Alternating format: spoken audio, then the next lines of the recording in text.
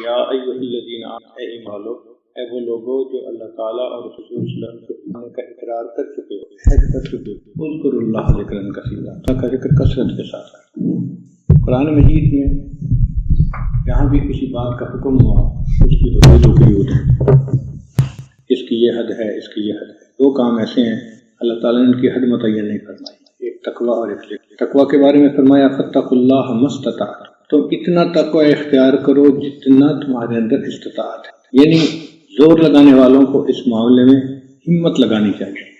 میدان خالی ہے، بھاگنے والا جتنا بھاگ سکتا ہے بھاگ کے، اور دوسرا ذکر کہ اس کی کثرت کا حکم دیا، اذکروا اللہ ذکرا کثیرا، تم اللہ کا ذکر کثرت کے ساتھ کرو۔ اب سوال پیدا ہوتا ہے کہ کثرت کا کیا معنی؟ تو یہ کثرت کا معنی یہ ہے کہ انسان لیٹے بیٹھے کھڑے ہر حال میں اللہ کو یاد کرے۔ الذین یذکرون اللہ قیاما وقعودا وعلی جنوبہم، وہ لوگ جو کھڑے بیٹھے لیٹے اللہ کو یاد کرتے، یہ ذکر کثیر ہے کہ ہر حال میں اللہ کو یاد کرے، دل ہر وقت اللہ کی طرف متوجہ رہے، دل کی تار ہر وقت اللہ سے جڑی رہے۔ ہمارے مشائخ نے فرمایا دست بکار دل بیار، ہاتھ کام کاج میں مشغول ہوں تو دل اللہ کی یاد میں مشغول ہو، یہ حالت ہمیں حاصل کرنی لازم ہے، اس کے بغیر ہماری اصلاح نہیں ہو سکتی۔ اگر ہم تھوڑا ذکر کریں گے تو ہم تذبذب کا شکار رہیں گے۔ ولا یذکرون اللہ الا قلیلا مذبذبین بین ذلک، اللہ فرماتے ہیں وہ مذبذب رہتے ہیں، لا الہ الا ولا الہ الا، نہ ادھر کے رہے نہ ادھر کے رہے، نہ خدا ہی ملا نہ وصال سلام، نہ وہ دنیا کے رہتے ہیں نہ وہ دین کے رہتے ہیں۔ تو ذکر ہمیں کثرت کے ساتھ کرنا ہے۔ اب فرق دیکھیں، ایک ہم عوام الناس ہیں جن کی غفلت کی یہ انتہا ہے کہ نماز میں کھڑے ہوتے ہیں، توجہ کو مرکوز کرنا چاہتے ہیں اور توجہ مرکوز نہیں ہوتی، پھر دل غافل ہو جاتا ہے۔ قیام میں کہتے ہیں کہ کوئی خیال نہ آئے، پھر آتا ہے رکوع میں سجود میں، 2 رکعت ایسی پڑھنی مشکل کہ جو بغیر کسی نفسانی خیال کے ہو، 2 رکعت ایسی پڑھنی مشکل۔ ایک صاحب بتانے لگے کہ میں نے ایک رات عہد کیا کہ آج رمضان کی 27 رات ہے، میں نے 2 رکعت تو ایسی پڑھنی ہے کہ جس میں اللہ کے سوا کوئی اور یاد نہ آئے۔ کہنے کا بڑی کوشش کرتا تھا، کوئی نہ کوئی خیال، کوئی نہ کوئی، کبھی کاروبار کا، کبھی گھر کا، کبھی بچوں کا۔ مردوں کو عام طور پہ شہوانی خیال ستاتے ہیں اور عورتوں کو نمود و نمائش، بننے سنورنے کے، کپڑے جوتے کے خیال، بچوں کے خیال ستاتے ہیں۔ خیال آتا ہے، اس لیے بزنس مین بیچارہ سارا دن دکان کے اندر، جب رات ہوتی ہے تو دکان اس کے اندر، لیٹے ہوئے بھی سوچ رہا ہے، بیٹھے ہوئے بھی سوچ رہا ہے، کھڑے ہوئے بھی سوچ رہا ہے دکان کے بارے میں، کاروبار کے بارے میں۔ تو بغیر خیال کے 2 رکعت پڑھنا یہ ایک مسئلہ ہے۔ وہ کہتے ہیں کہ میں نے 20 رکعت پڑھ لی لیکن ہر رکعت میں کوئی نہ کوئی خیال، پھر میں نے ہمت کی، میں نے کہا اب تو میں نے 2 رکعت پڑھنی ہے، بالکل نہیں سوچنا۔ کہتے ہیں کہ پوری 2 رکعت میں یہی سوچتا رہا، اب تو میں نے کچھ نہیں سوچنا، اب تو میں نے کچھ نہیں سوچنا، توجہ پھر بھی اللہ کی طرف نہیں تھی۔ تو اس میں شک نہیں کہ نماز 2 رکعت ایسی پڑھ لینا کہ جو بغیر کسی دنیا کے خیال کے ہو، یہ ہر آدمی کے بس کی بات نہیں ہے۔ جس کا دل بنا ہوتا ہے، سمرا ہوتا ہے، دل اللہ کی محبت سے بھرا ہوتا ہے، اللہ کی یاد غالب ہوتی ہے، وہ ایسی نماز پڑھ سکتا ہے۔ اس لیے ذکر کی کثرت جہاں اور فوائد کا سبب بنتی ہے وہاں انسان کی نماز بنا دیتی ہے۔ ہمارے اکابرین میں حضرت سید احمد شہید رحمۃ اللہ علیہ، ان کے پاس شاہ اسماعیل شہید رحمۃ اللہ علیہ بیعت ہونے کے لیے آئے تو انہوں نے کہا کہ حضرت مجھے اولیاء جیسی نماز پڑھنا سکھا دی۔ یعنی گویا بیعت کا مقصد ہی یہی ہے کہ انسان کا دل اتنا سنور جائے کہ اولیاء جیسی نماز پڑھنی اس کو نصیب ہو جائے۔ ہمیں تو یہ بھی پتہ نہیں کہ یہ بھی کوئی مقصد ہے اس کا، سیکھنے والے سیکھتے ہیں اور اللہ تعالیٰ ان کو یہ نعمت عطا فرما دیتے ہیں۔ ہمارے اکابرین نماز ایسی پڑھتے تھے کہ سبحان اللہ، جب اللہ اکبر کہتے تھے تو وہ تکبیر پھیر دیتے تھے دنیا کے، بالکل دنیا سے ہٹ جاتے تھے، جیسے بندہ کسی دوسرے پلینٹ پہ چلا جاتا ہے، ان کی یہ کیفیت ہو جاتی ہے۔ حضرت شیخ الحدیث رحمۃ اللہ نے فضائل نماز میں اس کے بہت سارے واقعات لکھے ہیں کہ اکابر کو نماز میں کتنی محویت نصیب تھی۔ ایک بزرگ سے کسی نے پوچھا کہ حضرت آپ کو دنیا کا خیال آتا ہے نماز میں؟ کہنے لگے نہ نماز میں آتا ہے نہ نماز کے بغیر آتا ہے۔ دل اللہ کی محبت سے بھرا ہوتا ہے نا، تو پھر انسان کو دنیا کا خیال نہیں آتا، پھر اللہ ہی کی دھیان دل میں رہتا ہے، اللہ ہی کی سوچ دل میں رہتی ہے۔ پھر جب نماز شروع ہوتی ہے تو وہ آرام کے ساتھ ایک نئے فیز میں داخل ہو جاتے ہیں، ان کو دنیا یاد ہی نہیں آتی، اللہ ہی اللہ۔ اس لیے کہ نماز میں ہمیں دیدار الہی کی مشق کا حکم دیا گیا۔ دیدار تو ہوگا جنت میں، وعدہ جنت میں ہے، لیکن اس کی مثال یوں سمجھیں کہ شادی ہونی ہوتی ہے جس نوجوان کی، وہ شادی سے پہلے تصور میں کئی دفعہ دلہا بن کے اپنے آپ کو دیکھتا ہے، تصور کی آنکھ میں۔ اسی طرح اللہ نے فرمایا کہ بھائی ٹھیک ہے، تمہیں دیدار تو جنت میں حاصل ہوگا، لیکن دنیا میں اس دیدار کا تصور تو کرو نا، دن میں 5 مرتبہ تصور کرو، ان تعبد اللہ کأنک تراہ، تم اللہ کی عبادت ایسے کرو جیسے اس کو دیکھتے ہو۔ تو جب محبوب کو کوئی بندہ دیکھ رہا ہو تو وہ تو حضوری کی کیفیت ہوتی ہے، اس میں پھر ادھر کا خیال تھوڑا آتا ہے، خیال ہی نہیں آتا کسی کا۔ تو نماز ایسی ہونی چاہیے، یہ نماز ہمیں ملے گی کثرت ذکر سے۔ اچھا ایک نقطہ یہاں اور بھی آج میں بتاتا چلوں کہ آخر ہم کوشش کرتے ہیں کہ ایسی نماز ملتی کیوں نہیں۔ اس کی ایک مثال سمجھیں، ایک بندہ ہیوی ویٹ باکسنگ کا مقابلہ طے کر لیتا ہے، تو آپ دیکھیں گے کہ وہ بندہ 1-2 مہینے جو ٹائم ہوتا ہے نا اس میں ورزش کر رہا ہوتا ہے، کبھی جاگنگ کر رہا ہوتا ہے، ٹریڈ مل کے اوپر بھاگ رہا ہوتا ہے، کبھی کسی پلو کو مکے مار رہا ہوتا ہے۔ دن میں 2 سے 3 گھنٹے وہ ڈیلی ایکسرسائز کرتا ہے۔ اس ایکسرسائز کی کیا ریزن ہوتی ہے؟ اپنے اندر ایبلٹی پیدا کرنا، اپنے اندر کیپیبلٹی پیدا کرنا، تاکہ جب مقابلہ ہو تو میں مقابلے میں پروو کر سکوں۔ اب ایک بندہ ہے جس نے مقابلہ سیٹ تو کر لیا، سویا پڑا ہے، بھائی بتائیں آپ ایکسرسائز کیوں نہیں کرتے؟ اور جی میں رنگ میں جاؤں گا تو دیکھی جائے گی۔ تو اب یہ رنگ میں جائے گا تو کیا ہوگا؟ ایک مکہ اس کو لگے گا اور یہ صاحب ناک آؤٹ ہو جائے گا، کیونکہ انہوں نے خارج رنگ سے باہر محنت نہیں کی تھی۔ جس نے رنگ کے باہر محنت کی ہوگی رنگ میں وہی پروو کرے گا، کیونکہ اس کے اندر وہ کیپیبلٹی ہوگی۔ اسی طرح نماز کی حضوری حاصل کرنے کے لیے خارج نماز محنت کرنی پڑتی ہے، اور خارج نماز محنت کیا ہے؟ ذکر کثرت سے کریں، ہر وقت دل میں اللہ کا دھیان رکھیں، مصنون دعائیں پڑھیں، ان 2 چیزوں کا اہتمام کر لیں، پھر اس کے بعد اپنی نماز کی حضوری کو خود نوٹ کر لیں، آپ کا دل گواہی دے گا اب میری نماز پہلے سے بہتر ہے۔ تو نماز کے اندر جا کے ہم حضوری بنا لیں، یہ مشکل ہے۔ اس کی مثال یوں سمجھیں کہ ایک آدمی کو فرض کو نماز میں 100% حضوری چاہیے، تو وہ باہر نماز ذکر کرتا ہے تو اس کو 60-70% حضوری تو پہلے ہی حاصل ہوتی ہے۔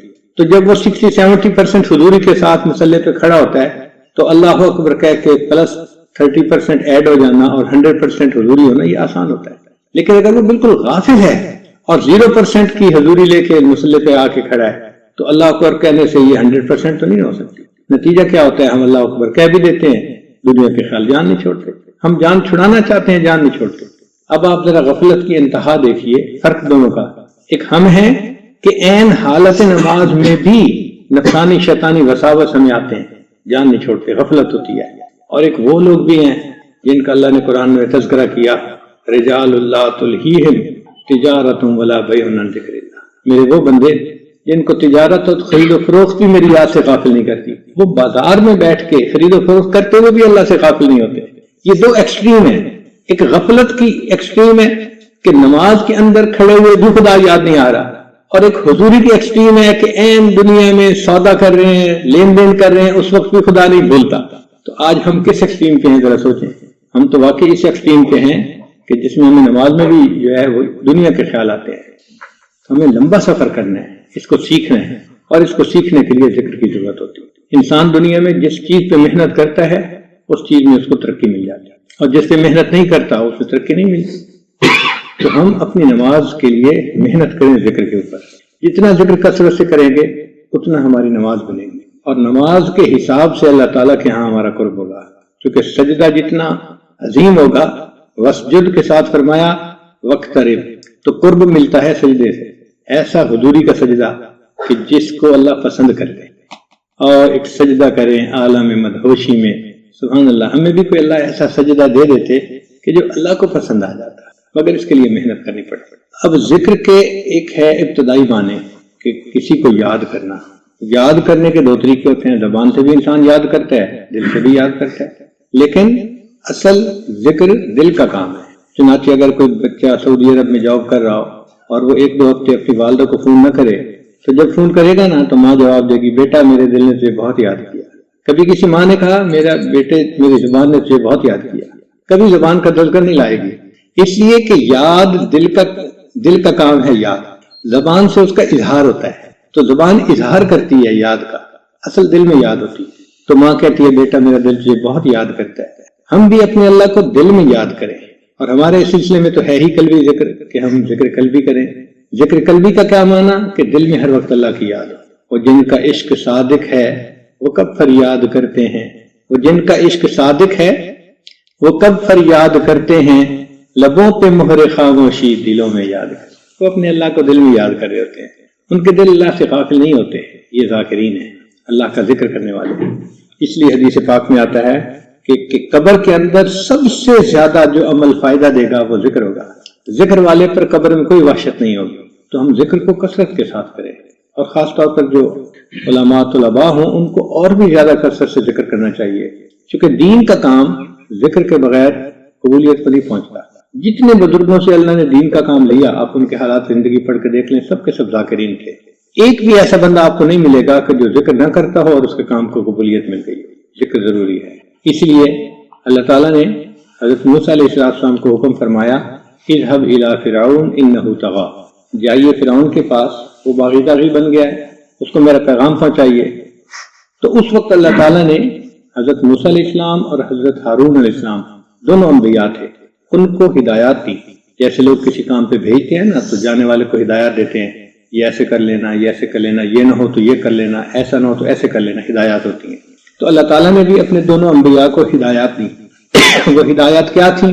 وہ ہدایات تھیں اذهب انت واخوک بآیاتی، جائیے آپ اور آپ کا بھائی میری ان نشانیوں کو لے کر، ولا تنیا فی ذکری، اور آپ دونوں میری یاد سے غافل نہ ہونا۔ اب یہ یاد ایسی اہم بات تو ہے نا کہ اللہ انبیاء کو ہدایات دے رہے ہیں کہ آپ دعوت کے راستے پہ نکل رہے ہیں، فی سبیل اللہ جا رہے ہیں، اس دعوت اللہ کے کام میں آپ نے غافل نہیں ہونا، بس یہ ذہن میں رکھنا، یہ امپورٹنٹ بات ہے، ولا تنیا فی ذکری، میری یاد سے غافل نہ ہونا۔ اور نماز کا مقصد بھی اللہ کی یاد ہے، اقم الصلاۃ لذکری، نماز قائم کرو میری یاد کی خاطر۔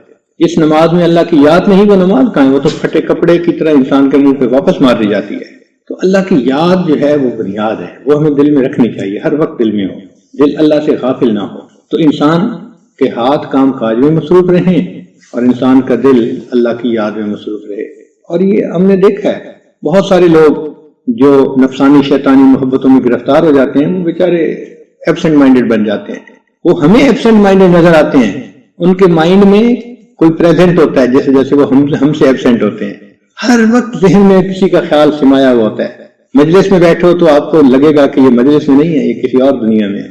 کھانا بھی کھائیں گے تو الگ بیٹھ کے کھائیں گے، رہنا بھی چاہیں گے تو الگ کمرے میں بیٹھنا پسند کریں گے، تنہائی پسند ہوتی ہے تاکہ محبوب کے خیال میں ہی رہیں۔ تو یہ محبت چیز ہی ایسی ہے، بندے کو تنہائی پسند بنا دیتی ہے۔ چنانچہ اللہ کے حبیب صلی اللہ علیہ وسلم جب 40 سال کی عمر کو پہنچے تو آپ صلی اللہ علیہ وسلم کے دل میں اللہ کی محبت ایسی تھی، ثم حبب الیہ الخلا، بخاری شریف کے الفاظ ہیں، پھر ان کو تنہائی پسند ہو گئی۔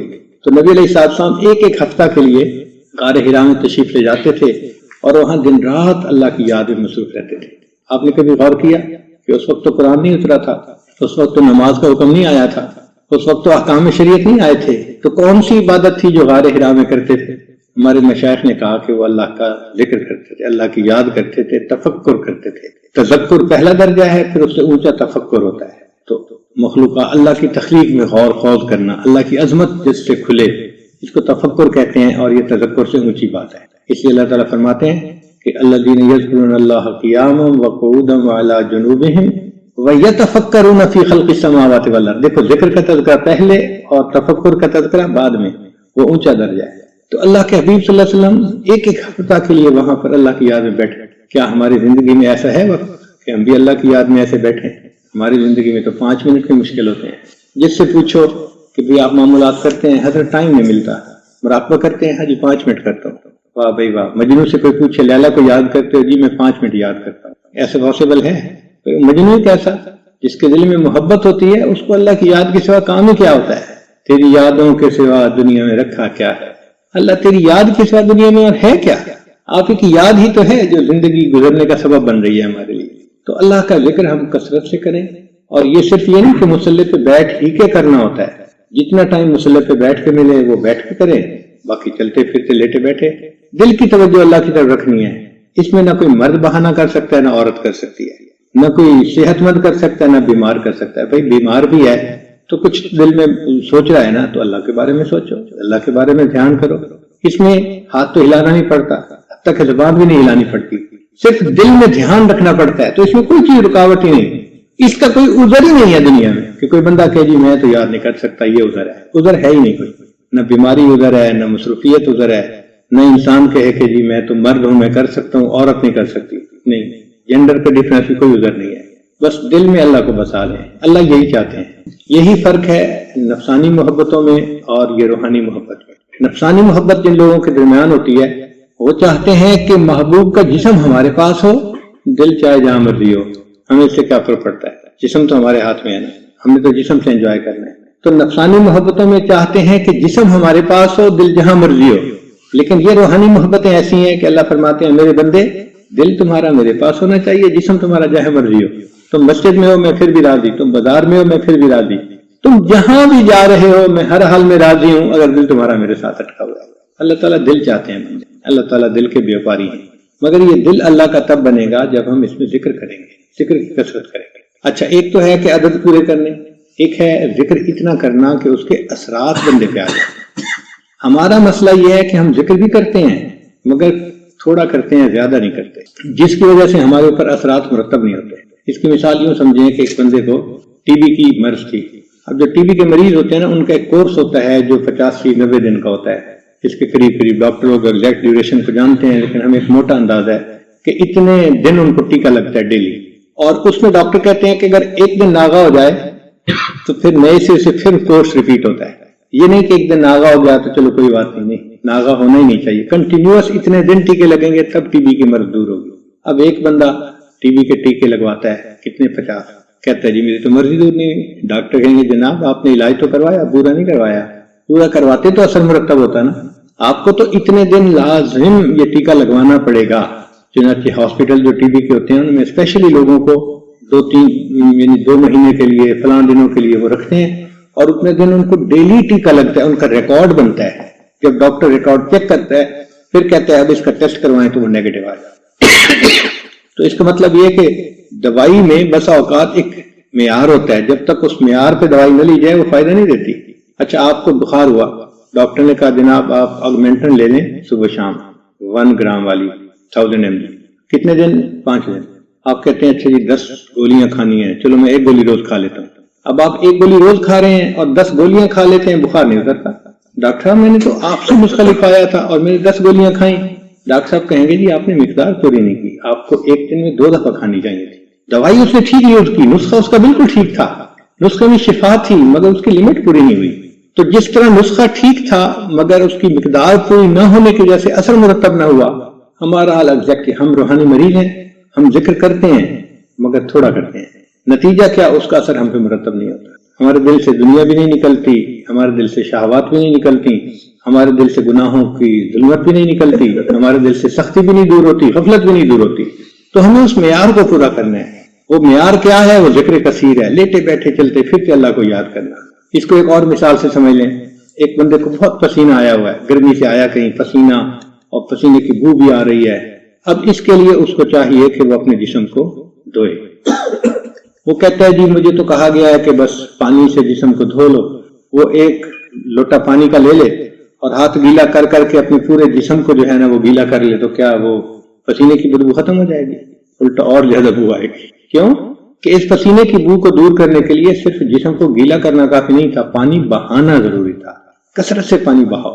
اب شاور لیں گے، پورے جسم پہ پانی بہائیں گے، وہ سب پسینے کی بو دور ہو جائے گی۔ ایگزیکٹ اسی طرح گناہوں کے پسینے کی بو دور کرنے کے لیے صرف جسم کو گیلا کرنے کی ضرورت نہیں ہے کہ 5 منٹ بیٹھ کے مراقبے سے دل کو گیلا کر لیا نور سے، نہیں، پانی بہانا۔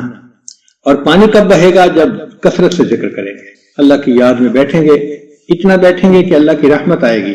اس لیے حدیث پاک میں ہے کہ جو بندہ ذکر میں بیٹھتا ہے نازل علیہم السکینہ، ان کے اوپر سکینہ نازل ہوتی ہے، فرشتے اترتے ہیں، وہ سکینہ انسان کے دل کو صاف پاک کر دیتی ہے۔ تو ذکر کی کثرت کرنی پڑے گی۔ اب یہ بات ہے کہ جس چیز کو ہم پرائیورٹی دیتے ہیں نا یا اہم سمجھتے ہیں اس کے لیے ٹائم نکال لیتے ہیں۔ کتنے لوگ ہیں کھانا دن میں 2 دفعہ ضرور کھاتے ہیں، جتنے بھی مصروف ہوں 3 دفعہ نہ صحیح تو 2 دفعہ تو ضرور ہی کھانا کھاتے ہیں صبح شام، اور جی یہ تو کرنا ہی ہے، کیا کریں، اس کے بغیر چارہ ہی نہیں۔ تو جس طرح ہمیں کھانا کھانا ہے جسمانی غذا کے طور پر، اسی طرح روحانی غذا کے طور پہ ہمیں ذکر کرنا ہی ہے۔ معمولات کریں، صبح بھی کریں، شام بھی کریں، تاکہ جسم کو روح کو غذا مل جائے۔ دیکھیں ہم بڑے مصروف ہیں، لیکن فرض کرو کوئی مقدمہ ہو جاتا ہے تو ہم دفتر سے ٹائم نکال لیتے ہیں نا، دفتر مقدمے کی پیروی کے لیے، وہ جی ایک مقدمہ ہے مجھے اس وقت کورٹس میں جانا ہے، تو ٹائم نکل آیا نا۔ بندہ جتنا بھی مصروف ہو ٹائم نکال لیتا ہے۔ ایک بندہ ہے بڑی اچھی دکانداری کرتا ہے، بات کرو تو کہتا ہے جی میں تو بہت مصروف ہوں، کیا کروں، میرے پاس تو فرصت ہی نہیں۔ وہی بندہ دعا کر رہا ہوگا یا اللہ میرا کاروبار بڑھا دے، ایک اور دکان میں فلاں جگہ کھولنا چاہتا ہوں، اس کو کامیاب کر۔ اب بھائی جس بندے کے پاس فرصت ہی نہیں، وہ دوسری دکان کے لیے وقت کیسے نکالے گا؟ نکالے گا نا ٹائم۔ اس کا مطلب یہ کہ جس چیز کو ہم اہم سمجھتے ہیں اس کے لیے ہم ٹائم نکالتے ہیں، تو ہم ذکر کو اگر اہم سمجھیں گے تو اس کے لیے ٹائم بھی نکل آئے گا. ٹائم نکلنا مسئلہ نہیں ہے. بہت سارا ٹائم ہم ویسٹ کرتے ہیں. مثلا فون پہ لمبی باتیں کرنے کا کیا تک بنتا ہے؟ بی بریف آن فون، سیدھی بات ہے، مختصر سی بات کریں جو ہے. اچھا پھر ہور کی حال ہے، آپ دیکھیں کتنے لوگ گھر فون کر رہے ہیں، والدہ کو، والد کو، بھائی کو. اچھا پھر ہور کی حال ہے. تو لسی کی طرح فون کو جتنا لمبا کرنا چاہیں کرتے رہیں، مگر ہمیں اپنا وقت بچانا ہے. جب ہم سوچیں گے نا کہ ہمیں اپنا وقت بچانا ہے تو پھر ہم کنورسیشن بھی مختصر کریں گے، ٹیکسٹ میسج بھی مختصر کریں گے، اور ربش قسم کی چیزوں پر توجہ بھی نہیں دیں گے، اور اپنے وقت کو افیکٹو بنانے کی کوشش کریں گے کہ یہ وقت جو ہے ہمارا یہ ایسا ہو کہ اس میں سے ریزلٹ نکلے، کچھ اس میں سے نتیجہ برآمد ہو. ٹائم نکل آئے گا تو ٹائم نکل آتا ہے. اب ذکر جو ہے اس کی حقیقت کیا ہے جس کو ہمیں حاصل کرنا ہے؟ ذکر کی حقیقت یہ ہے کہ حضرت عمر رضی اللہ تعالیٰ عنہ نے ارشاد فرمایا کہ افضل الذکر ذکر عندما حرم اللہ. افضل ذکر وہ ہے کہ جب تیرے سامنے گناہ کا موقع آئے تجھے اس وقت خدا یاد آئے کہ مجھے یہ نہیں کرنا. اگر اس وقت خدا یاد نہ آیا تو اس کا مطلب ذکر کوئی نہیں. اب ہم نماز پڑھ کے مسجد سے نکلتے ہیں، گلی میں غیر محرم جا رہی ہوتی ہے، آنکھ اٹھ جاتی ہے، تو اس وقت تو خدا یاد نہ آیا، تو پھر ذکر کہاں سے آیا؟ کوئی الفاظ تھوڑا پڑھنے ہیں، اثرات دیکھنے ہیں. تو اثر یہ ہونا چاہیے کہ ہمیں گناہ کے وقت خدا یاد آ جائے تاکہ ہم گناہوں سے بچ سکیں. اچھا جو بندہ گناہوں سے بچتا ہے نا، وہ زبان سے اللہ اللہ کا ذکر نہ بھی کر رہا ہو وہ ذاکر ہوتا ہے. اس لیے حدیث مبارکہ میں ہے کل مطیع للہ فہو ذاکر. ہر بندہ جو اللہ کا مطیع ہوتا ہے وہ ذاکر ہوتا ہے، وہ غافل نہیں کہلاتا، وہ ذاکر ہوتا ہے کیونکہ گناہ سے بچ رہا ہوتا ہے. تو ذکر کو ہم نے اس نقطے تک پہنچانا ہے کہ جہاں معصیت سے جان چھوٹ جائے، جہاں گناہوں سے جان چھوٹ جائے. ذکر کو ہم نے اس نقطے تک پہنچانا ہے. ویسے بھی آپ ایک حکیم کے پاس جائیں، جی مجھے بخار ہے، تو وہ اعضاء کو چیک کر کے اندازہ لگاتا ہے. سب سے پہلے وہ نبض دیکھے گا، پھر اس کے بعد کہے گا اچھا جی ذرا آنکھیں دکھاؤ، آنکھوں میں اثرات ہوتے ہیں، پھر زبان دکھاؤ، زبان میں اثرات ہوتے ہیں. تو وہ ان اعضاء کو دیکھ کے اندازہ لگا لیتا ہے ہاں اس کو بخار ہے اور تیز بخار ہے، یا اس کو بیماری ہے تو کون سی بیماری ہے. اسی طرح ہم لوگ ذکر صحیح کر رہے ہیں یا نہیں اس کے بھی سمٹمز ہیں. ان سمٹمز کو دیکھ کر ہم اپنے آپ کے بارے میں ججمنٹ کر سکتے ہیں کہ ہم کرتے ہیں یا نہیں کرتے، یا ہمارا ذکر ہمیں ریزلٹس دے رہا ہے یا نہیں دے رہا. وہ سمٹم آج کی محفل میں آپ حضرات کو بتانے تھے، مگر اس کی تمہید باندھتے باندھتے ذرا بات لمبی ہو گئی. تمنا مختصر سی ہے مگر تمہید طولانی. عشق و محبت کے بعد میں ہمیشہ عقل یہ کہتی ہے کہ ان سے باتیں مختصر کرو، محبت کی مگر تمہید طولانی نہیں جاتی. تو اب جو میں چند باتیں عرض کروں گا، اس کو مرد بھی خواتین بھی بہت توجہ سے سنیں کہ ہم نے ان چیزوں کو حاصل کرنا ہے. ذکر سے اصل مقصود یہ ہے، یہ نہیں کہ اوپر سے میاں تسبیح اور اندر سے میاں کسبی، اوپر سے لا الہ اور اندر سے کالی بلا، ایسے نہیں. ذکر کے اثرات ہونے چاہیے. وہ اثرات یہ ہیں کہ جب کوئی بندہ اللہ کا ذکر کثرت سے کرتا ہے تو سب سے پہلی بات اس کی زبان ثنا میں مشغول ہوتی ہے. ثنا کہتے ہیں اللہ کی تعریفوں میں، یہ پہلی نشانی ہے. زبان پہ حمد و ثنا ہوتی ہے، محبت ہوتی ہے نا اللہ سے، اور جس سے محبت ہو اس کا تذکرہ تو بندہ ہر وقت کرتا ہے. آپ دیکھیں ماں کو بیٹے سے محبت ہوتی ہے، ہر وقت اس کی باتیں کرتی ہے یا نہیں کرتی؟ آپ سننا چاہیں یا نہ سننا چاہیں وہ آپ کو سنا دے گی کچھ نہ کچھ باتیں. میرا بیٹا ایسا کرتا ہے، میرا بیٹا ایسا ہے، میرا بیٹا ایسا ہے. جہاں جاتے ہیں ہم تیرا فسانہ چھیڑ دیتے ہیں. تو ذاکر کا بھی یہی حال ہوتا ہے، اس کے ذکر پہ اللہ کی حمد و ثنا ہوتی ہے. وہ اللہ تعالیٰ کی تعریفیں اتنی کرتا ہے کہ اس کا دل بھرتا ہی نہیں ہے اللہ کی تعریفیں. دل کرتا ہے کہ بس میں آپ کی تعریفیں اللہ کرتا ہی رہوں. ایسی اللہ سے محبت ہو جاتی ہے، خود بخود اس کی زبان سے تعریفیں نکلتی ہیں. تو ذاکر بندے کی زبان پہ کیا ہوتا ہے؟ حمد و ثنا. یاد رکھیں ذاکر بندے کی زبان پہ کیا ہوتا ہے؟ اللہ کی حمد و ثنا. وہ جہاں بیٹھے گا اللہ کی تعریفیں کرے گا، وہ اللہ کی نعمتوں کا تذکرہ کرے گا، اللہ کا شکر ادا کرے گا. اس کی زبان پہ شکوے نہیں ملیں گے آپ کو. شکوے تب آتے ہیں جب انسان غافل ہوتا ہے، پھر کرتا ہے یہ نہیں ہے، وہ نہیں ہے، فلاں نہیں ہے. جس کی زبان، جس کے دل میں اللہ کی یاد ہوتی ہے وہ شکوے کبھی نہیں کرتا، وہ اپنے رب سے بہت راضی ہوتا ہے. تو زبان میں حمد و ثنا ہو سب سے پہلی بات. اور دوسری بات آنکھوں میں حیا ہو، کیونکہ ذکر کی کثرت سے انسان کے اندر سے شہوات ختم ہو جاتی ہیں. ختم ہونے سے مراد یہ کہ دائرہ شریعت کے اندر آ جاتی ہے، ہوس نکل جاتی ہے. اب دیکھیں ایک بندہ شادی شدہ ہے، بھئی آپ کی ضرورت پوری کرنے کے لیے الحمدللہ گھر میں بیوی موجود ہے، اب وہ کیوں غیر محرم کو دیکھ رہا ہے؟ اس کا تعلق ہوس سے ہے، ہوس نہیں نکلی، ہوس بڑی مصیبت ہے، تو یہ ہوس نکلنی چاہیے۔ کئی لوگ ہیں کھانا کھا کے پیٹ تو بھر جاتا ہے، آنکھیں نہیں بھرتی، وہ بقول شاعر کے کہ گو ہاتھ میں جنبش نہیں آنکھوں میں تو دم ہے، گو ہاتھ میں جنبش نہیں، یعنی اتنی پی کہ اب ہاتھ ہلتے ہی نہیں ہے، گو ہاتھ میں جنبش نہیں آنکھوں میں تو دم ہے، رہنے دو بھی ساغر و مینا میرے آگے، کہ ساغر و مینا تو پڑے میں دیکھتا تو رہوں۔ تو ہوس کی کوئی حد نہیں، شریعت کہتی ہے تم ہوس کو ختم کرو، ضرورت پوری ہو سکتی ہے، ہوس کبھی پوری نہیں ہو سکتی، ہوس کا کیا ہے؟ اس لیے جب ہوس ختم ہو جاتی ہے پھر انسان کی نظر پاک ہو جاتی ہے، پھر آنکھوں میں حیا آ جاتی ہے۔ تو زبان پہ اللہ کی حمد و ثنا ہو اور انسان کی آنکھوں میں حیا۔ چنانچہ سیدہ عائشہ رضی اللہ فرماتی ہیں کہ نبی صلی اللہ علیہ وسلم کی مبارک آنکھوں میں اتنی حیا میں نے دیکھی کہ مدینے کی کنواری لڑکیوں میں نے ایسی حیا کبھی نہیں دیکھی۔ جو حیا مجھے مدینے کی کنواری لڑکیوں میں نظر نہ آئی، وہ حیا مجھے اپنے محبوب صلی اللہ علیہ وسلم کی آنکھوں میں نظر آتی تھی، اتنی حیا والی آنکھیں۔ اور نبی صلی اللہ علیہ وسلم نے فرمایا اذا فاتک الحیا اعمل ما شئت، جب حیا تو اس سے رخصت ہو جائے تو پھر جو چاہے مرضی کر۔ تو یہ حیا ایک نعمت ہے، اللہ سے مانگیں کہ اللہ یہ عطا فرما دے۔ نبی صلی اللہ علیہ وسلم نے فرمایا کہ حیا میں خیر ہی خیر ہے، الحیا شعبۃ من الایمان، حیا ایمان کا ایک شعبہ ہے، نبی صلی اللہ علیہ وسلم نے فرمایا۔ تو دین اسلام میں حیا کو بڑا مقام ملا، اس لیے جتنے انبیاء آئے ان میں 5 سنتیں، 5 چیزیں سنن المرسلین ہیں، 5 کام ایسے ہیں ان کو سنن المرسلین کہا گیا، سارے رسولوں کی سنت ہیں۔ سب سے پہلے الحیا، جتنے انبیاء آئے کوئی بھی ان میں سے ایسا نہیں تھا جس نے بے حیائی کو پسند کیا ہو یا بے حیائی کی تلقین کی ہو، نہ، سب انبیاء با حیا تھے اور انہیں حیا کی زندگی گزارنے کی تلقین کی۔ والتعطر، اور سب مرسلین جو تھے انہوں نے عطر کو پسند کیا، خوشبو کو پسند کیا، خوشبو کا استعمال۔ اور تیسرا النکاح، سب نے نکاح کیا سوائے ایک آدھ پہ ایسی مثال کے، ورنہ عمومی طور پہ سب نے نکاح کیا۔ السواک، اور مسواک بھی کیا سب نے۔ تو یہ 4 باتیں سنن المرسلین ہیں۔ تو آنکھوں میں حیا ہوگی جب انسان کثرت سے ذکر کرے گا، چہرے پہ حیا ہوگی، آنکھوں میں حیا ہوگی، اس کو دیکھ کے اس کے پاس بیٹھ کے پتہ چلے گا کہ واقعی اس بندے کے اندر حیا ہے۔ تو زبان پہ اللہ کی حمد و ثنا ہو اور آنکھوں میں حیا ہو، اور پھر تیسری چیز کہ کانوں میں سماع ہو۔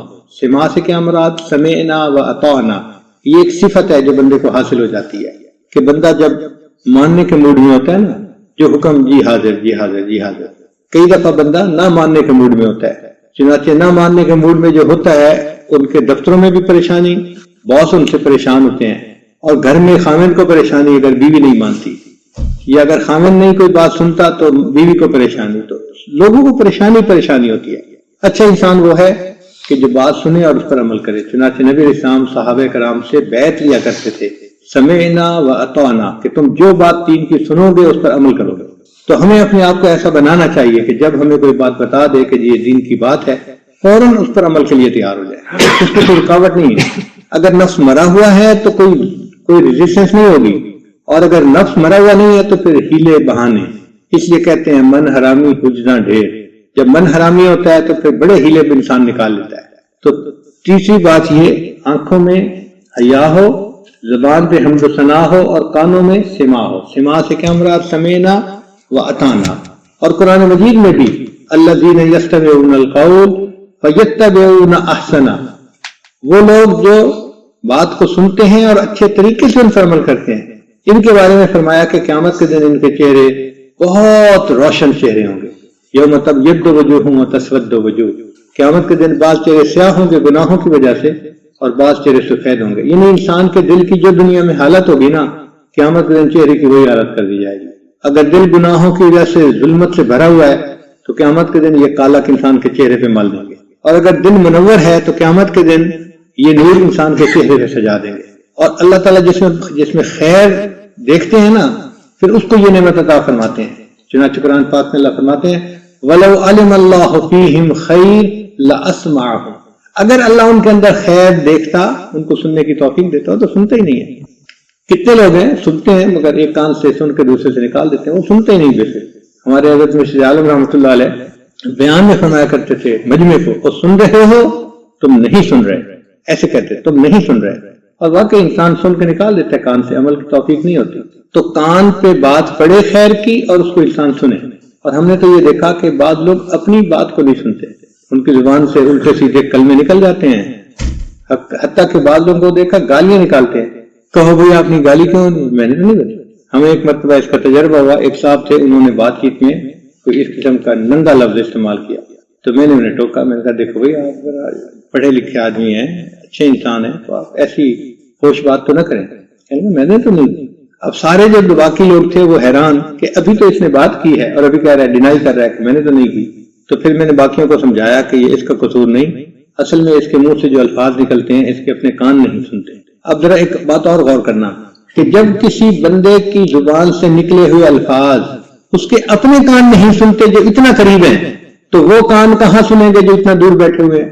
اس کا مطلب یہ کہ پھر پہلے اپنے کان سننے نا بندے کے، پھر اس کا اثر دوسروں پہ ہوگا. تو یہ بھی اللہ سے نعمت مانگنے والی ہے کہ اللہ ہمیں ایسے کان عطا فرما جو ہدایت کی بات کو سنے اور فوراً عمل کے لیے تیار ہو جائے. تو 3 باتیں بتائیں: زبان اللہ کی حمد و ثنا سے، آنکھیں حیا سے، اور کان سماع سے. اور چوتھی بات فرمائی کہ ہاتھ عطا سے. ایسے بندے کے ہاتھ جو ہیں وہ عطا سے منور ہوتے ہیں، یعنی ان کو دینے کا شوق ہوتا ہے. وہ ان کے پاس بہت زیادہ ریسورسز نہیں ہوتے، مگر جتنے ہوتے ہیں وہ اپنی لمٹ میں رہتے ہوئے غریبوں پہ، مسکینوں پہ، فقیروں پہ، ضرورت مندوں پہ خرچ کرنا اس کو وہ پسند کرتے ہیں. چنانچہ وہ خوب خرچ کرتے ہیں. ان کے ہاتھ کو اللہ نے عطا کی نعمت دی ہوتی ہے. دیکھیں، ایک ہوتا ہے مال زیادہ ہونا، یہ ایک الگ چیز ہے. ایک ہوتا ہے دل میں سخاوت کا ہونا، یہ الگ چیز ہے. یہ 2 الگ الگ نعمتیں ہیں. بعض لوگوں کو اللہ مال بھی دیتا ہے اور سخاوت بھی دیتا ہے، پھر وہ دونوں ہاتھوں سے اللہ کے راستے میں لٹاتے ہیں. بعض لوگوں کو مال دیتا ہے مگر عطا نہیں دیتا، وہ بیچارے بس بیٹھ کے بینک بیلنس ہی دیکھتے رہتے ہیں. آج میرا بینک بیلنس اتنا ہو گیا، آج اتنا ہو گیا، آج اتنا ہو گیا. توفیق نہیں ہوتی، خیر کے کاموں میں خرچ کرنے کی توفیق نہیں ہوتی. اور بعض ایسے ہوتے ہیں کہ جو ہوتے غریب ہیں لیکن سخاوت ہوتی ہے، وہ تھوڑا بھی دیتے ہیں نا، اس پر اجر ان کو زیادہ ملتا ہے. چنانچہ اگر وہ ایک خوش کھجور بھی اللہ کے راستے میں دے دیتے ہیں تو امیر لوگوں کے سونا چاندی خرچ کرنے سے ان کو اس کا زیادہ اجر دیا جاتا ہے. اس لیے غریبوں کے پیسے میں برکت ہوتی ہے. یاد رکھنا، جب بھی کوئی فلاحی کام کریں یا کوئی اور کام کریں تو غریبوں کے پیسے میں ہمیشہ برکت ہوتی ہے، چونکہ وہ ہارڈ ارنڈ ہوتا ہے اور اخلاص کے ساتھ ہو دیتے ہیں. تو اس کو تھوڑا چھوٹا کبھی بھی نہ سمجھیں، کبھی بھی نہ سمجھیں. اسی لیے کہا جاتا ہے کہ اگر کوئی بندہ تحفہ دے نا تو وہ کبھی چھوٹا نہیں ہوتا، چاہے کتنا چھوٹا ہی کیوں نہ ہو ظاہر میں، لیکن تحفہ کبھی چھوٹا نہیں ہوتا. It's not the thing which counts, it's the thought. چیز کا مسئلہ نہیں ہوتا، اس چیز کے پیچھے اس کا جذبہ کیا تھا، خیال کیا. اس نے سوچا نا، اس نے دل میں محسوس کیا نا کہ میں اس کے لیے کوئی چیز لے کے جاؤں، تو وہ اگرچہ تھوڑی ہی صحیح مگر ہے تو محبت کا پیغام دینے والی نا. اس لیے اگر کوئی خوش کھجور بھی کسی کو ہدیے میں دے تو اس کو خوشی سے قبول کرے. ہدیے کو کبھی چھوٹا نہ سمجھے انسان. ایک بزرگ تھے، وہ کسی اور اللہ والے کی زیارت کے لیے جانے لگے کہ انہوں نے سوچا کہ میں کچھ ہدیہ لے جاؤں، کیونکہ ہدیے سے محبت بڑھتی ہے. تہادو تہابو، نبی صاحب نے فرمایا ہدیہ دیا کرو، اس سے محبت بڑھتی ہے. اب ان کے گھر میں کوئی چیز ہی نہیں تھی جو وہ ہدیہ دے سکتے، تو ان کے گھر میں لکڑیاں پڑی تھی چولہے میں جلانے والی. وہ لکڑیوں کا گٹھڑ ہی انہوں نے اٹھا لیا چھوٹا سا کہ چلو میں یہ گٹھڑی ان کو ہدیے کے طور پہ پیش کر دوں گا. اب لکڑیوں کا گٹھڑ ہدیہ، سبحان اللہ. وہ لے کے گئے. اب ان کے دل میں اتنی عظمت تھی ان کی کہ جب یہ لے کے گئے تو یہ کہنے لگے نہیں، یہ لکڑیوں کا گٹھڑا ہے، میں اسے ہاتھوں میں نہیں اٹھاؤں گا، میں اسے سر پہ رکھ کے لے کے جاؤں گا، میں ایک اللہ والے کے پاس جا رہا ہوں. عظمت اتنی تھی تو وہ لکڑیوں کا گٹھڑا جو تھا وہ سر پہ رکھا اور لے کے وہاں تشریف لے گئے. حضرت میں آپ کے لیے ہدیہ لایا. اور وہ اتنے قدردان تھے کہ انہوں نے اس کو لیا اور اپنے خادم کو کہا کہ یہ لکڑیوں کا گٹھڑا سنبھال کے رکھ لینا، جب میں مروں تو میرے غسل کے لیے جو پانی گرم کیا جائے گا وہ ان لکڑیوں سے اس پانی کو گرم کر. تو ہمارے اکابر ایسے قدردان ہوتے تھے. تو غریب بندے کا اللہ کے راستے میں خرچ کرنا یہ بڑی عظمت کی بات ہے. اس لیے جمعہ کے دن اپنے بچوں کے ہاتھوں سے مسجد میں چندہ دلوائیں، غریب کو چندہ دلوائیں. کیا فرق پڑتا ہے کہ اگر وہ 1 ریال ہے یا 5 ریال ہے؟ اس کو مت دیکھا کرے کہ یہ 1 ہے یا 5 ہے. 1 اور 5 کا فرق ہماری نظر میں ہے، اللہ کی نظر میں فرق نہیں ہے. بلکہ میں ایک سائنس کی کتاب پڑھ رہا تھا، اس میں لکھا ہوا تھا کہ بیوی کو بندہ اگر تحفہ دے نا تو ضروری نہیں کہ وہ بہت قیمتی تحفہ ہونا چاہیے، بلکہ تحفوں کی کثرت سے اس کو زیادہ خوشی ہوتی ہے. یعنی آپ اس کو 5 روپے کا تحفہ دیں گے تو بھی اس کے دل میں وہی محبت ہوگی، 5000 کا تحفہ دیں گے تو بھی وہی محبت ہوگی. مرد کیا کرتے ہیں، میں نے تو 5000 خرچ کر کے اس کو فلاں چیز دلوائی کافی ہے. وہ ایک دفعہ کا دینا کافی نہیں ہوتا، بار بار دینا چاہیے، بار بار دینا چاہیے۔ چنانچہ آپ بھلے اس کو 5 ریال کی کوئی چیز دیں، مگر اس کو اگر بار بار دیں گے نا تو یہ جو فریکوینٹ تحفہ ہے اس کا اثر بہت ہوتا ہے، دل میں اور محبت بڑھتی ہے۔ خامن لوگوں کو یہ بات سمجھنی چاہیے کہ بیوی کو صرف ایک آدھ دفعہ تحفہ نہیں دینا ہوتا، بلکہ روزانہ دینا ہوتا ہے اپنی حیثیت کے مطابق۔ اگر نہیں بھی تحفہ دے سکتے تو بھائی روٹی کا لقمہ تو اس کے منہ میں ڈال سکتے ہیں، شریعت نے کہا تم یہ بھی ڈالو گے تمہیں اس پر بھی ثواب دیا جائے گا۔ قربان جائیں ہماری شریعت کتنی خوبصورت ہے۔ تو اس لیے جس کے دل پہ ذکر کا اثر ہوتا ہے پھر اس کے ہاتھوں میں عطا آ جاتی ہے، وہ دینا پسند کرتا ہے۔ دیکھیں سیدنا صدیق اکبر رضی اللہ عنہ نے اپنا پورا ہی مال اللہ کے راستے میں دے دیا، سیدنا عمر رضی اللہ تعالیٰ عنہ نے ماشاءاللہ اپنا آدھا مال گھر والوں کے لیے، آدھا اللہ کے راستے میں۔ اور ازواج امہات المومنین تو اتنا کثرت سے دیتی تھیں، حیران ہوتے ہیں۔ سیدہ صدیقہ رضی اللہ تعالی عنہا ایک مرتبہ حضرت عمر رضی اللہ عنہ ان کے پاس 50,000 درہم بھجوائے، تو انہوں نے اپنی خادمہ سے کہا کہ مدینہ کی بیواؤں کو بلاؤ، یتیموں کو بلاؤ، میں ان میں خرچ کروں۔ تو پیسے خرچ کرنے بیٹھ گئی، سب دے دیے۔ تھوڑی دیر خادمہ آئی کہ افطاری کا وقت قریب ہے اور گھر میں کچھ نہیں ہے، تو مجھے کچھ پیسے دیں، میں کوئی چیز لے کے آؤں۔ بھائی تم پہلے یاد دلا دیتی، مجھے تو یاد ہی نہیں تھا کہ مجھے روز ہے اور مجھے خود بھی ضرورت ہے۔ یعنی 50,000 ملے اور 50,000 اللہ کے راستے میں خرچ کر دیے، اپنے روزے کی افطاری کے لیے بھی یاد نہیں تھا، ایسی عطا تھی ان کے ہاتھوں میں۔ سیدہ سودا رضی اللہ تعالیٰ عنہ ام المومنین ہے، ایک مرتبہ حضرت عمر رضی اللہ عنہ کو 30,000 دینار بھیجے، بڑی رقم تھی۔ جیسے ہی ان کے پاس آئے انہوں نے اسی وقت بلایا عورتوں کو، اور 30,000 کے 30,000 سب ان کے اللہ کے راستے میں خرچ کر دیے۔ پھر اس کے بعد مصلی پہ بیٹھ کے دعا مانگنے لگی، اے اللہ عمر رضی اللہ عنہ کو توفیق ہی نہ دے کے آئندہ مجھے مال بھیجا کرے، ان کو یہ توفیق ہی نہ دے کہ وہ مجھے مال بھیجا کرے۔ اللہ، تو دیکھو ان کے دل میں دنیا کی محبت نہیں تھی، جو آتا تھا وہ اس کو اللہ کے راستے میں خرچ کر دیتے۔ یہ ایک نعمت ہے۔ حاتم طائی کی سخاوت کا تذکرہ نبی علیہ السلام کے سامنے ہوا، نبی علیہ السلام نے بہت پسند فرمایا۔ اس لیے جب حاتم طائی کا بیٹا عدی آیا، عدی بن حاتم، تو نبی علیہ السلام نے اس کا اکرام فرمایا۔ اور حاتم طائی کی بیٹی گرفتار ہو کے آئی تو نبی علیہ السلام نے اس کو آزاد کیا اور اس کے ساتھ بڑا کرم کا معاملہ کیا۔ تو نبی علیہ السلام کو سخاوت دینا بہت پسند تھی، بہت پسند تھی۔ حاتم طائی کا واقعہ ہے، مانگنے والا آیا، اس نے کہا جی مجھے 5 دینار چاہیے۔ تو حاتم طائی نے اپنے خادم سے کہا کہ اس کو 500 دے دو۔ تو خادم بڑا حیران، 5 چاہیے اور 500 دے دیں۔ خیر اس نے 500 دے دیے، وہ چلا گیا لینے والا۔ بعد میں اس نے پوچھا جناب اس نے تو مانگا 5 تھا اور آپ نے 500 دینے کا حکم دیا۔ تو حاتم طائی نے کہا اس نے اپنے ضرورت کے حساب سے مانگا تھا، میں نے اپنے مرتبے کے حساب سے دیا۔ یعنی جو سخی ہوتا ہے وہ پھر تھوڑا دینا پسند نہیں کرتا، وہ پھر زیادہ دیتا ہے۔ بڑوں کی دین بھی بڑی ہوتی ہے۔ اسی طرح اللہ تعالیٰ جب کسی بندے کو دیتے ہیں تو پھر وہ تھوڑا نہیں دیتے، وہ اتنا دیتے ہیں کہ بندے کا دامن ہی بھر جاتا ہے، بس بس کرتا ہے لینے والا۔ اللہ تعالیٰ اپنے حبیب کے بارے میں فرماتے ہیں وَلَسَوْفَ يُعْتِيكَ رَبُّكَ فَتَرْضَىٰ، اے میرے محبوب صلی اللہ علیہ وسلم، اللہ آپ کو اتنا عطا کرے گا کہ آپ راضی ہو جائیں گے۔ ہم اپنی زبان میں اس کا ترجمہ کریں نا آیت کا تو یوں بنے گا کہ اے محبوب صلی اللہ علیہ وسلم، اللہ آپ کو اتنا عطا کرے گا کہ آپ بس بس کریں گے۔ اللہ بس بس بس بہت بہت بہت، سبحان اللہ، دینے والے کی کیا دینا ہے، اتنا دیتا ہے کہ لینے والا بس بس کرنے لگ جاتا ہے۔ تو جو بندہ کثرت سے ذکر کرتا ہے اس کی ایک پہچان اس کی زبان پہ اللہ کی حمد و ثنا ہوتی ہے، دوسری پہچان اس کی آنکھوں میں حیا ہوتی ہے، تیسری پہچان کہ اس کی کانوں میں سماع ہوتا ہے، سنتا ہے عمل کرتا ہے، اور چوتھی پہچان کہ اس کے ہاتھوں میں عطا ہوتی ہے، اور پانچویں نشانی کہ اس کے قلب میں خوف اور رجا ہوتا ہے۔ خوف اور رجا، خوف کا معنی ہے ڈر اور رجا کا معنی ہے امید۔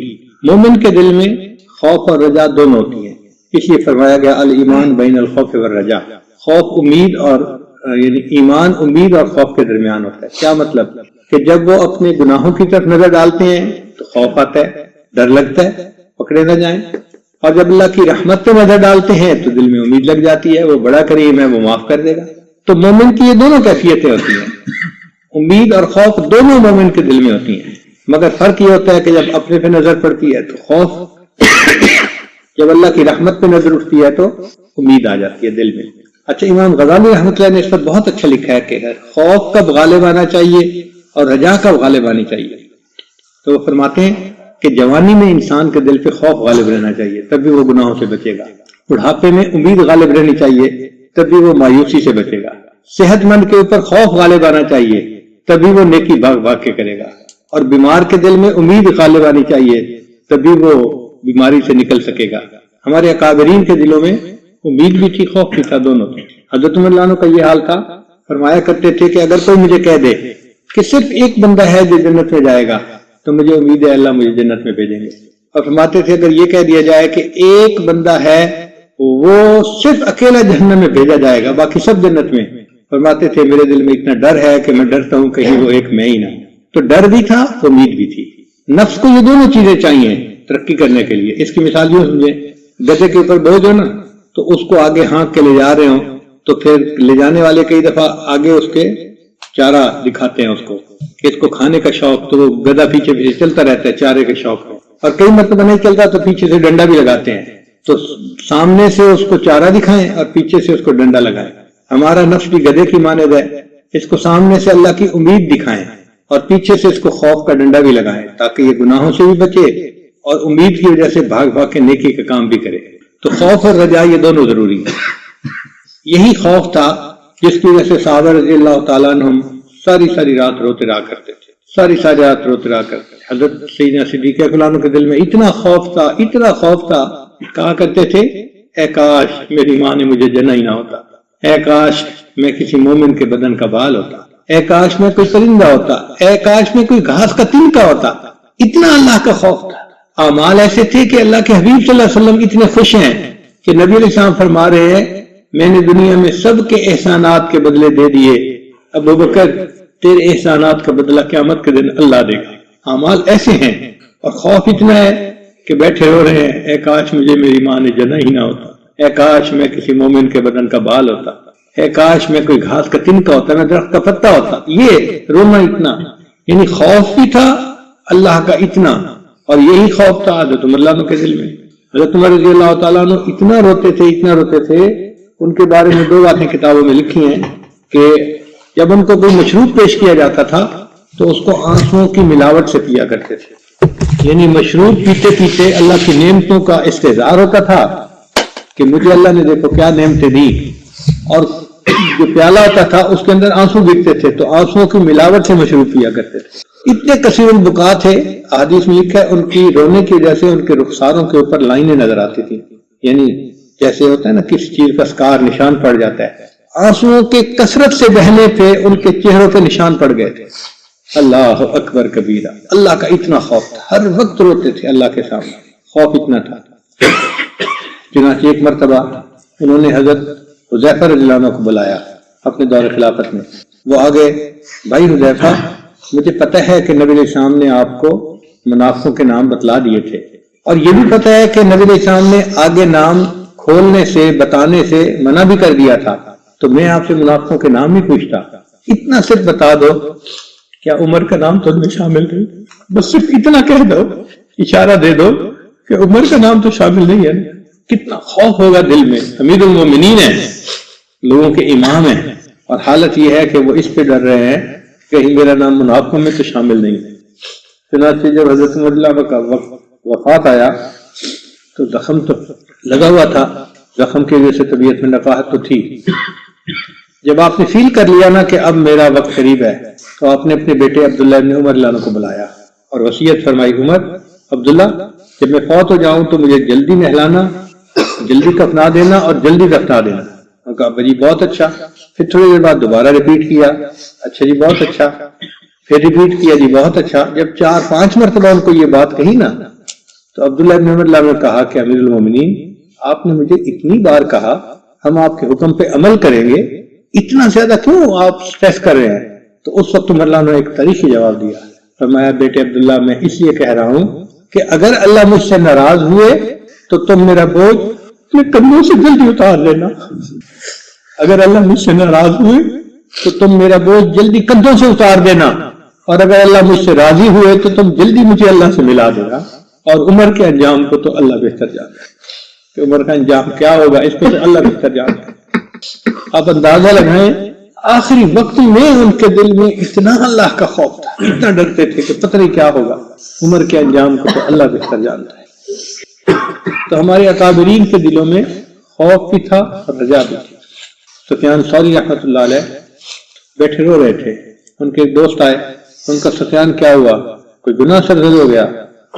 تو ایک گندم کا دانہ سامنے پڑا تھا زمین پہ، انہوں نے گندم کا دانہ اٹھا کے دکھایا، کہنے لگے اللہ کی قسم میں نے گندم کے دانے کے برابر اللہ کی نافرمانی نہیں کی، پھر روتے کیوں ہو؟ کہنے لگے بس مجھے اللہ کی بے نیازی رلاتی ہے کہ جو عمل میں کر رہا ہوں پتہ نہیں اللہ کو قبول ہوں گے یا نہیں ہوں، وہ بے نیاز ذات ہے، لازم تو نہیں نا کہ ہم عمل کریں اور وہ مجبور ہو قبول کرنے پر۔ ہم دنیا میں کئی دفعہ دیکھتے ہیں ہم اچھی چیزوں کو بھی نہیں قبول کرتے، بس تو ہم گئے سیب لینے کے لیے، دکاندار کہتا ہے جی کہ کیلے بہت اچھے آئے ہیں، ہم ایک نظر کیلوں پہ ڈالتے ہیں، اچھے بھی ہوتے ہیں، ہم کہتے ہیں ہمیں نہیں لینے، ہم نہ کر دیتے ہیں نا، ایک اچھی چیز پہ نہ کر دی نا، تو یہ تو قبولیت الگ چیز ہے۔ تو اگرچہ ہم اعمال بنا کے کریں، سنوار کے کریں، اللہ تعالیٰ نہ چاہے قبول کرنا تو کوئی کہہ تو نہیں سکتا کہ نہیں ضرور قبول کرے، اور ویسے تو ہمارے عمل بھی ناقص ہیں۔ جب اللہ کے حبیب صلی اللہ علیہ وسلم نے یہ کہہ دیا ما عبدناک حق عبادتک فما عرفناک حق معرفتک، اے اللہ آپ کی ہم عبادت ایسے نہیں کر سکے جیسی کرنی چاہیے تھی، اور ایسی معرفت بھی نہیں حاصل کر سکے جو حاصل کرنی چاہیے تھی۔ اگر اللہ کے محبوب صلی اللہ علیہ وسلم یہ کہہ رہے ہیں تو بھئی ہم کس کھیت کی گاجر مولی ہیں، ہمارے عمل کیا ہے؟ ہم اپنے اعمال پہ کیوں فریفتہ ہوئے پھرتے ہیں کہ ہم بڑے نیک ہیں اور بڑے اچھے ہیں؟ یہ تو بھئی جب پہنچیں گے تو وہاں جا کے پتہ چلے گا کون مقبول ہے کون مردود ہے، بے خبر کیا خبر تجھ کو کیا کون ہے، کون مقبول ہے کون مردود ہے، بے خبر کیا خبر تجھ کو کیا کون ہے، جب تلیں گے عمل سب کے میزان پر تب کھلے گا کہ کھوٹا کھرا تھا۔ یہ تو قیامت کے دن جب اعمال تلیں گے پھر پتہ چلے گا کون کھرا تھا اور کون کھوٹا تھا، اس سے پہلے تو کوئی بھی نہیں کہہ سکتا کوئی بات۔ تو ان کو اللہ کی شان بے نیازی سے ڈر لگتا تھا، روتے تھے اللہ کی شان بے نیازی۔ حسن بصری رحمۃ اللہ اتنا روتے تھے کہ بیٹھے ہوتے تھے تو محسوس ہوتا تھا یہ وہ شخص ہے جس کے سر قلم کرنے کا حکم صادر ہو چکا اور وہ جلاد کے انتظار میں، ایسے لگتا تھا۔ رابعہ بصریہ اتنا روتی تھی کہ جہاں ان کے آنسو گرتے تھے وہاں گھاس اگاتا تھا، سبزہ اگاتا تھا، اتنا پانی نیچے زمین پہ گرتا تھا، ان کے آنسو نہیں تھمتے تھے، ان کو اللہ کی شان بے نیازی رلاتی تھی۔ اللہ بڑا بے نیاز، اللہ اکبر کبیرہ۔ تو جس بندے نے ذکر کثرت سے کیا ہو اس کے جو نتائج ہیں، اثرات ہیں، ان میں پہلا اثر کہ اس کی زبان پہ اللہ کی حمد و ثنا رہتی ہے، ان کی آنکھوں میں حیا ہوتی ہے، ان کے کانوں میں سماع ہوتا ہے، اور ان کے ہاتھوں میں عطا ہوتی ہے، اور ان کے دل میں خوف اور رجا ہوتا ہے، اور ان کے دماغ میں تسلیم و رضا ہوتی ہے۔ یہ ایک نشانی ہے۔ دیکھیں تسلیم و رضا کا کیا معنی کہ جو مالک کی منشا ہم اس پر راضی ہیں، یعنی وہ تقریر کے پر راضی ہوتے ہیں، ان کا دماغ میں تسلیم و رضا ہوتی ہے۔ تسلیم یہ ہے کہ اللہ ہمیں جس حال میں رکھے ہم ہر حال میں اپنے رب سے راضی ہیں۔ یہ نعمت بھی کسی کسی کو نصیب ہوتی ہے، ورنہ تو شکوے ختم نہیں ہوتے، بیوی اچھی نہیں، بیٹا ایسا نہیں، گھر ایسا نہیں، گاڑی ایسی نہیں، فلاں ایسی نہیں، شکوے۔ ایک مرتبہ بنی اسرائیل نے حضرت موسیٰ علیہ السلام سے پوچھا کہ حضرت کیسے پتہ چلے کہ اللہ ہم سے راضی ہیں؟ موسیٰ علیہ السلام نے فرمایا میں کوہ پہ جاؤں گا تو اللہ تعالیٰ سے پوچھوں گا۔ چنانچہ موسیٰ علیہ السلام نے ہم کلامی کی تو پوچھا اللہ کیسے پتہ چلے کہ آپ بندے سے راضی ہیں؟ اللہ نے فرمایا کہ یہ بہت آسان ہے، یہ لوگ اپنے دل میں جھانک کے دیکھیں، اگر یہ اپنے دل میں مجھ سے راضی ہیں تو میں ان سے راضی ہوں، اگر ان کے دل میں میرے ساتھ شکوے ہیں تو مجھے ان کے ساتھ شکوے۔ تو ہم اپنے دل کو دیکھ لیں، اگر دل میں راضی ہیں تو اللہ ہم سے راضی ہے۔ اسی حدیث پاک میں ہے کہ ذاک طعم الایمان، اس بندے نے ایمان کے مزے کو چکھ لیا، ایمان کی لذت کو حاصل کر لیا کہ جو رضیت باللہ ربا، من رضی باللہ ربا، جو اللہ سے راضی ہو گیا کہ اللہ ہمارے رب ہیں، جو نبی علیہ السلام سے راضی ہو گیا کہ وہ ہمارے نبی ہیں، اور جو اسلام سے راضی ہو گیا کہ وہ ہمارے دین ہیں۔ جس بندے یہ تین نشانیاں ہوں اس بندے کو ایمان کی حلاوت نصیب ہو جاتی ہے۔ حضرت علی رضی اللہ عنہ فرمایا کرتے تھے اے اللہ میرے لیے یہی عزت کافی ہے کہ تو میرا پروردگار ہے، اے اللہ میرے لیے یہی عزت کافی ہے کہ تو میرا پروردگار ہے، اور میرے لیے یہی فخر کافی ہے کہ میں تیرا بندہ ہوں۔ ہمارے لیے اس سے بڑا فخر کیا ہو سکتا ہے کہ ہم اللہ کے بندے ہیں؟ سبحان اللہ۔ تو اللہ سے ہر حال میں راضی رہیں، ہر حال میں راضی، تکلیفیں بھی ہوں، مشکل بھی ہو، پریشانیاں بھی ہوں، رب سے راضی رہیں، زبان پہ شکوہ نہ لائیں۔ لطف سجن دم بدم کہر سجن گاہ گاہ، ہم اگر دیکھیں تو خوشیاں زندگی میں زیادہ ہیں اور غم کبھی کبھی، صحت زندگی میں زیادہ ہے، بیماریاں کبھی کبھی۔ لطف سجن دم بدم کہرے سجن گاہ گاہ ای بھی سجن واہ واہ او بھی سجن واہ واہ، میرے مالک میں ایسے بھی آپ سے راضی، میں ایسے بھی، مجھے آپ جس حال میں رکھے میں اسی حال میں آپ سے راضی، تو ہم اپنے اللہ سے راضی رکھیں، اس لیے کسی تکلیف پریشانی کے آنے پہ فوراً زبان سے شکوے نہ شروع کر دیں، بلکہ ہمارے مشائخ نے لکھا ہے کہ خوشی کے حال میں انسان کی اتنی ترقی نہیں ہوتی جتنی غم کے حال میں ترقی ہوتی ہے، کیونکہ غم سے انسان کا دل ٹوٹتا ہے اور اللہ تعالیٰ ٹوٹے دلوں میں ہوتا ہے۔ انا عند منکسرۃ القلوب، حدیث قدسی ہے، اللہ فرماتے ہیں مجھے ڈھونڈنا ہو تو مجھے ٹوٹے دلوں میں ڈھونڈو، جب کسی کا دل ٹوٹتا ہے میں اس ٹوٹے دلوں میں ہوتا ہوں۔ تو چھپا چھپا کے نہ رکھ اسے، تیرا آئینہ ہے وہ آئینہ کہ شکستہ ہو تو عزیز تر ہے نگاہ آئینہ ساز میں۔ دل ٹوٹتا ہے اللہ کو اور پیارا لگتا ہے بندہ۔ ہماری علاقائی زبان میں کہتے ہیں سکھ دکھاں تو دیواں وار، سکھ دکھاں تو دیواں وار، دکھاں آن ملائم یار، میں سکھوں کو دکھوں پہ قربان کر دوں کہ دکھوں نے مجھے میرے یار سے ملا دیا۔ دکھ انسان کو اپنے رب سے ملا دیتے ہیں، اور جن کے دل میں محبت ہوتی ہے تو محبوب کے غم تو خوشی سے برداشت کرتے ہیں۔ تیرا غم بھی مجھ کو عزیز ہے کہ وہ تیری دی ہوئی چیز ہے، تیرا غم بھی مجھ کو عزیز ہے کہ وہ تیری دی ہوئی چیز ہے۔ تیرے عشق نے مجھے غم دیا، میرے غم کی عمر دراز ہو، تیرے عشق نے مجھے غم دیا، میرے غم کی عمر دراز ہو، وہ مقام آئے خدا کرے میرے عشق پہ تجھے ناز ہو۔ بندے کا ایک مقام ایسا بھی آتا ہے اللہ فرشتوں میں بیٹھ کے اس کا تذکرہ کرتے ہیں۔ حدیث مبارکہ میں ہے اللہ بندے کا نام لے کے کہتے ہیں دیکھا اس کو، دیکھا یہ میرا بندہ تھکا ہوا تھا، سارے سو گئے سفر والے، یہ تہجد پڑھنے کے لیے مصلی پہ آ گیا، فرشتوں میں تذکرہ کرتے ہیں دیکھو یہ میرا بندہ، کتنی خوبصورت دل لبھانے والی بیوی پاس تھی، یہ تہجد میں کھڑا ہو گیا، میری محبت نے اس کو کھڑا کیا۔ تو حدیث سے ثابت ہوتا ہے کہ بعض اعمال ایسے ہیں کہ جن کے کرنے پر اللہ اس بندے کا تذکرہ فرشتوں میں کرتے ہیں۔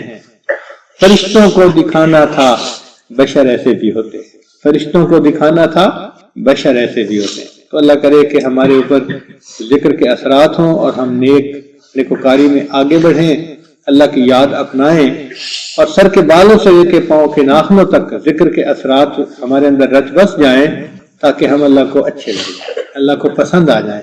موت سے پہلے پہلے اللہ ہمیں وہ مقام دے دے کہ اللہ ہمیں ایک مرتبہ اس کی نظر سے دیکھ لے، ایک مرتبہ۔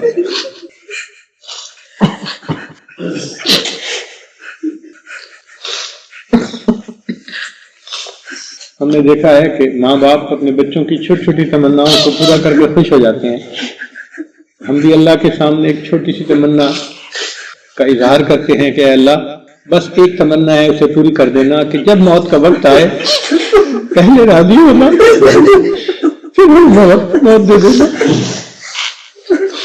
اللہ پہلے راضی ہونا پھر ہمیں موت عطا کر دینا۔ آخر دعوانا ان الحمد للہ رب العالمین۔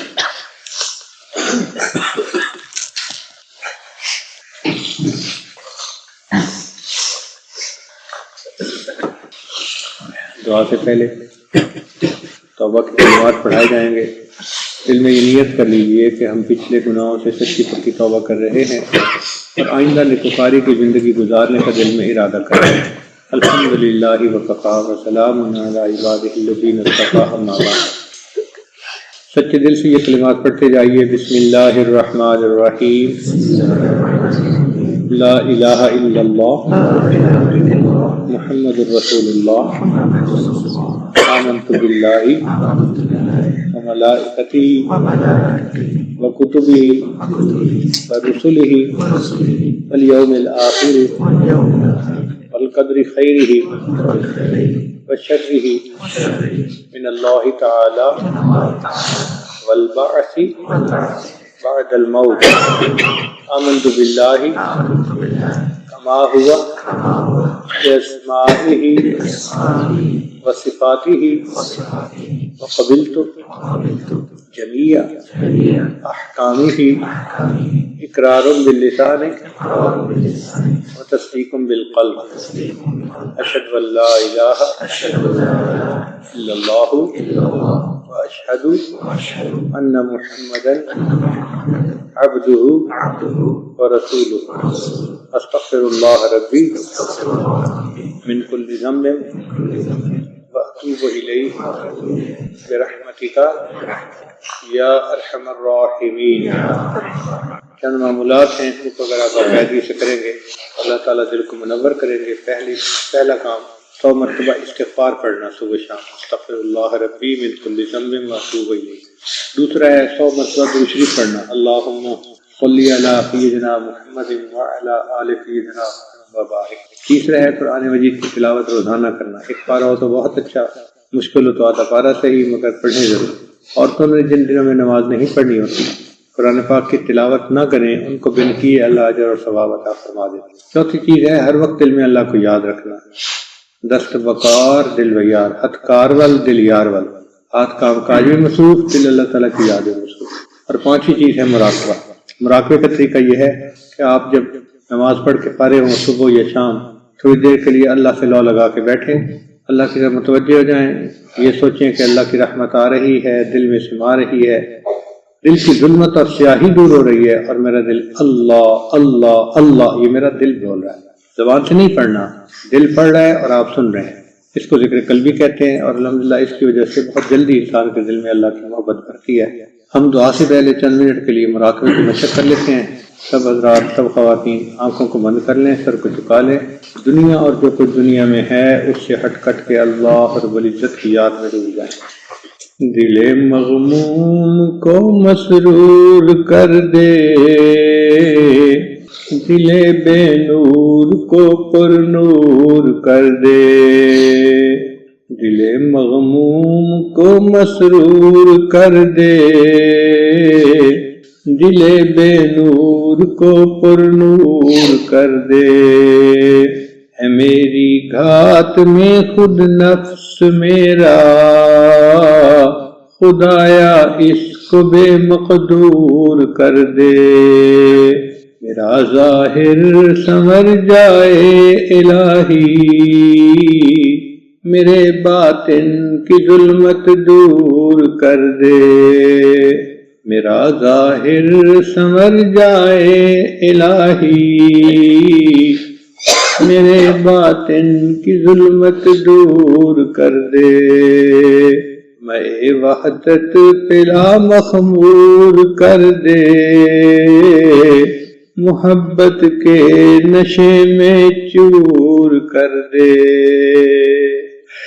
لا الہ الا اللہ محمد رسول اللہ۔ دعا کر لیجیے، سبحان ربی العلی والوہاب، اللہم صلی علی سیدنا محمد وعلی آل سیدنا محمد وبارک وسلم۔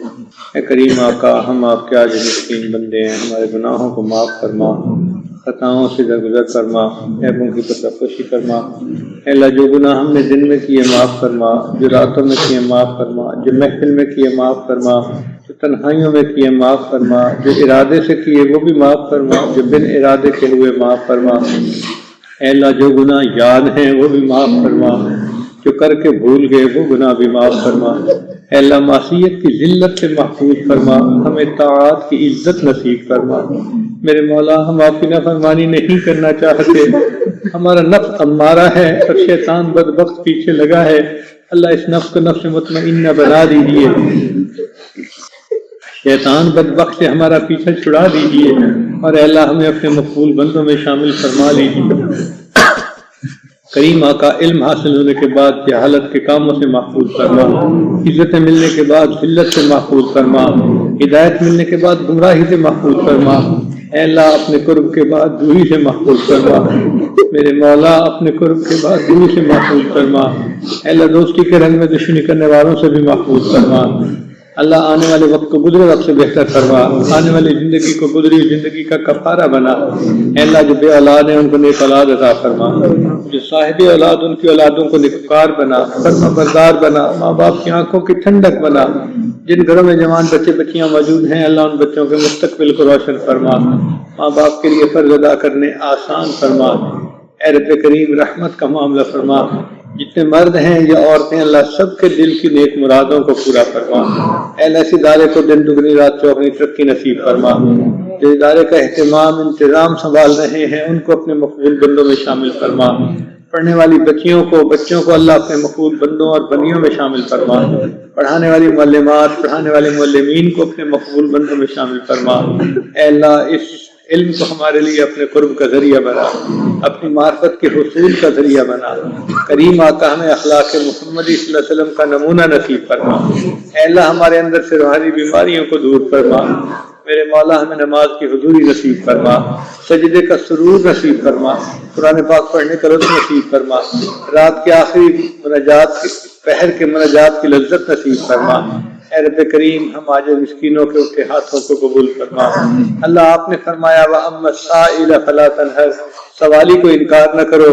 جب ہم کمزوروں کو حکم ہے ہم سوالی کو انکار نہ کریں، اے مالک ہم بھی تو آپ کے در کے سوالی ہیں۔ اے کریم آقا آپ بھی انکار نہ فرمائیے، اللہ ہمیں اپنے در سے خالی نہ اٹھا دیجیے۔ میرے مولا ہم پر رحمت کی نظر فرما، ہمیں اپنی بارگاہ میں قبولیت نصیب فرما۔ رب کریم جو مسائل کا شکار ہیں ان کے مسائل کو حل فرما، مصیبتوں میں پھنسے ہیں ان کی مصیبتوں کو دور فرما۔ اللہ ہماری ان دعاؤں کو اپنی رحمت سے قبول فرما۔ ربنا تقبل منا انك انت السميع العليم وتب علينا انك انت التواب الرحيم۔